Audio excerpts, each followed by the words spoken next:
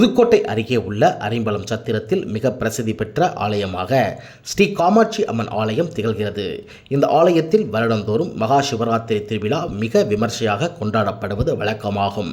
இன்று அரிம்பலம் சத்திரத்தில் உள்ள அருள்மிகு ஸ்ரீ காமாட்சி அம்மன் ஆலயத்தில் மகா சிவராத்திரி திருவிழாவை முன்னிட்டு இன்று 1000க்கும் மேற்பட்டவர்கள் அரிம்பலம் ஸ்ரீ ஜெய விளாங்கி அம்மன் கோவிலில் அருகே உள்ள விநாயகர் கோவிலில் இருந்து அரிம்பலம் சத்திரம் காமாட்சி அம்மனுக்கு பால்குடம், வேல்காவடி, மயில் காவடி மற்றும் பக்தர்கள் அழகு குத்தியும் 500க்கும் மேற்பட்டவர்கள் பால்குடம் எடுத்து வந்தனர்.